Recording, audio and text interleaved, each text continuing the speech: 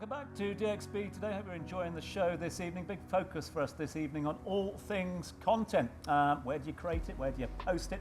How important is content to us these days? And playing a bit of the generation game. And to that end, let's talk to an early adopter. Our next guest was one of the first people to start a platform on travel back in 2012. And now he's helping you learn how to do just the same. Please welcome to the sofa the founder and the Chief Executive Officer of Beautiful Destinations, Jeremy Jauncey, has joined us live here on the show. Jeremy, good to see you as always. Thanks for joining us. No, likewise. Thank you. I used that phrase, didn't I? The early adopter, you know, but you saw the benefit of content early doors, and that the power that content could create to influence people, specifically in travel. Mm-hmm. Is that still the case now, a decade on, or is it more difficult for content creators to get the message across? No, I think it's the best time ever, really. I think we couldn't be in a better place. You've got a mix of all of this new technology coming with AI. We have this explosion of people understanding on the business side how powerful social media is as a tool to sell, whether it's travel, whether it's fashion, whether it's food, whatever it is. We're finding that the majority of this next generation are discovering the world through social media. And when we started, certainly there was a lot of convincing. We were very, very fortunate that the government of Dubai got that very early on. They were huge supporters of ours. It's the reason that we're here.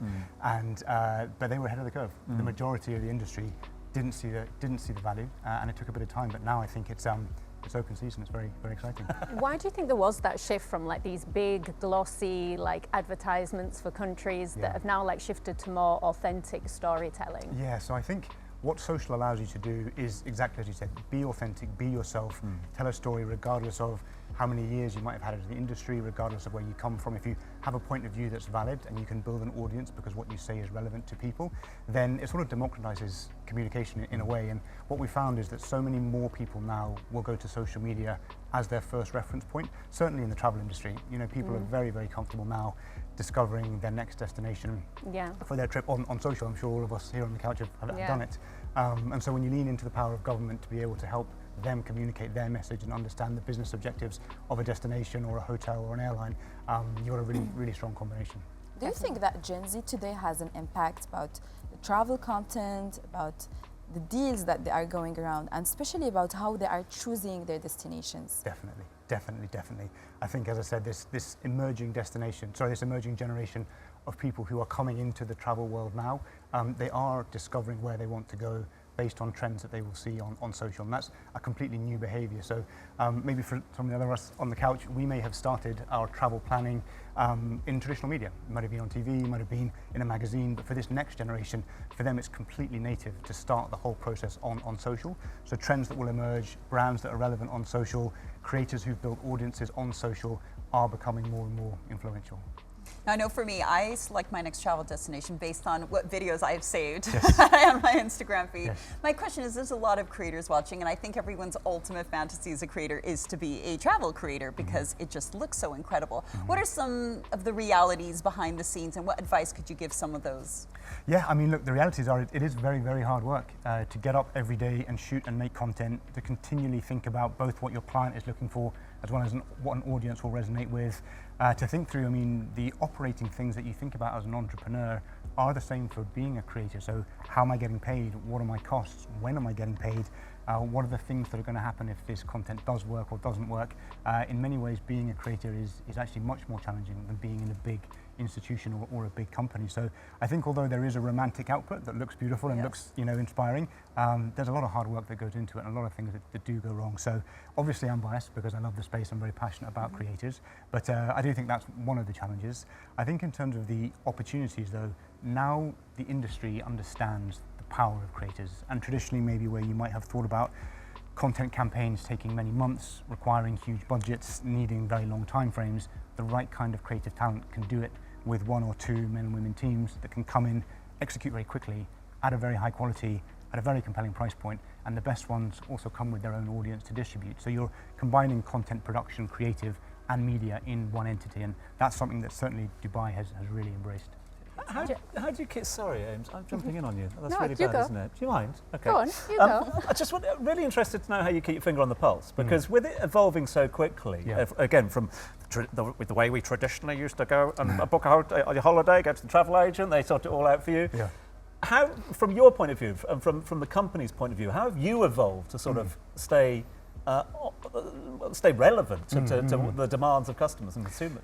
In many ways, I actually think it's easier today because so much is broadcasted, so much is telegraphed if you know what to look for in social. So the comment earlier about looking at trends and seeing what younger people are looking for, when you see content gain virality, when you see content being liked and engaged and shared, particularly shared, you get a sense of the kind of content that's resonating. And so we will often find, just by looking at the social listening tools that we have, destinations that people are going to that are starting to gain traction on social media maybe before they have in mainstream media. And so that gives us a really good insight into the kind of content that we should be making. In terms of discovering talent, that has been really one of the most exciting things for us this year here in Dubai, because we began a partnership with the Department of Economy and Tourism, really around celebrating creators and embracing a completely new way of telling the destination story. So we all know, and the audience will know, how amazing Dubai has been in building its tourism product and how forward-leaning it has been in embracing social media. What we've tried to do now in this partnership is find a way to combine the best-in-class things that we as Beautiful Destinations have learned over the last decade, identifying creators and training them, with all of the things that the Tourism Board have built within their curriculum at the Tourism College and the knowledge that they have as a government entity marketing tourism. And so the Beautiful Destinations Academy really came together to try and recruit creative talent, bring them to Dubai, train them, give them amazing experiences here in the country, and then send them out into the world to make content.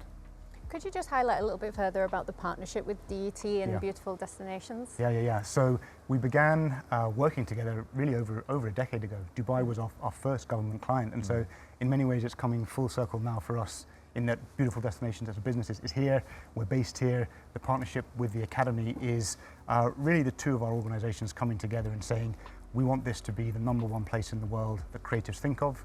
We also want to be at the very, very cutting edge of tourism marketing.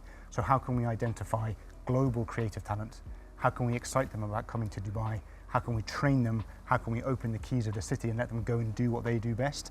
And the output of that being world-class content that Dubai can then use to market itself.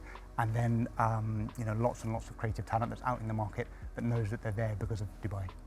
Incredible Amazing stuff. I have a question. How you, as a travel content creator, you face the challenge of VFX, CGI, and AI today? Yeah. How you do that?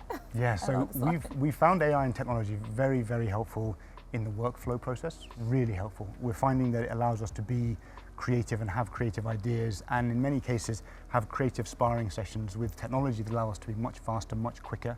In the post-production, it also allows exactly the same, where we might be able to go on a shoot, make content, and now have many, many more iterations and variations of that content using technology. It also allows us to test. So we're putting content out, we're A/B testing very, very quickly, and then in many cases being able to change content as of what we're learning from the data using technology. But we are very, very big proponents, and will always be big proponents, of real footage and using real footage and using content creators to get real footage, and then technology and AI helping us to become more efficient in our business.